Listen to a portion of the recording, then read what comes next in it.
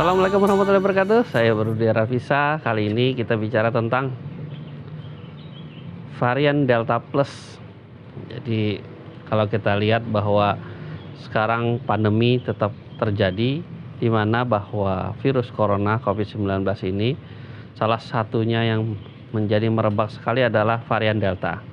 Nah, ternyata dalam beberapa waktu terakhir ini ditemukan kembali yaitu varian Delta Plus. Apa itu varian Delta Plus? Varian Delta tadi adalah bahwa terjadi mutasi di K417N. Nah, di sini ternyata bahwa kondisinya ini dia lebih banyak bergejala yang agak berbeda dibandingkan sebelumnya. Tapi di Delta sendiri juga banyak yang terjadi.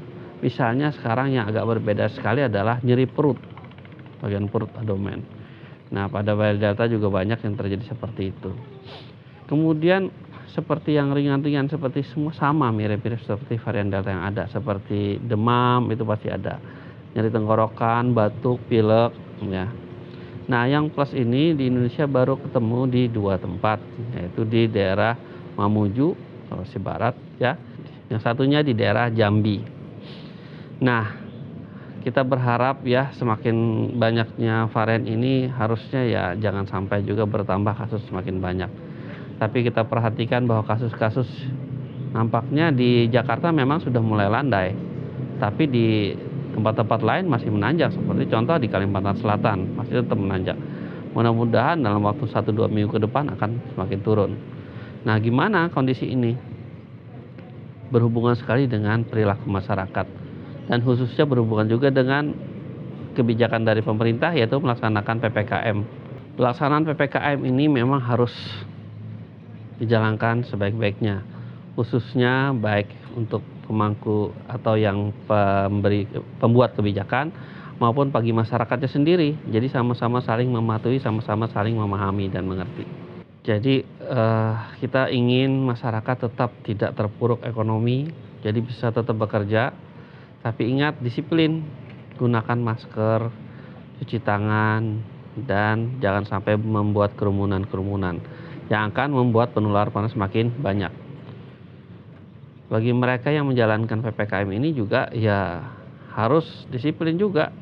Kalau memang ada yang melanggar, ya ditegur, tapi dengan cara yang santun dan simpatik, sehingga masyarakat juga tidak merasa seperti dihakimin ya.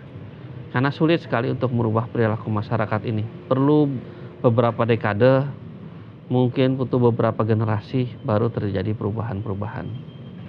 Nah, dengan adanya varian baru Delta Plus ini, di mana semakin sulit sebenarnya kita mengendalikan virus ini. WHO memang sudah memberikan warning atau memberikan ancang-ancang bahwa dalam waktu beberapa saat ke depan masih akan ada varian-varian lain lagi yang mungkin jauh lebih berbahaya, lebih berat lagi. Itu yang harus kita perhatikan. Nah, mudah-mudahan ini tidak terjadi. Jadi salah satu yang bisa membantu juga adalah vaksinasi. Vaksinasi memang tidak akan tidak akan menghilangkan atau mencegah seseorang atau kebal seseorang itu dari virus tersebut, tapi minimal mencegah dia tidak sampai sakit berat atau memperpendek lamanya sakit sehingga dia tidak sampai menularkan ke orang lain. Nah, ini tujuannya sehingga terjadi herd immunity di masyarakat.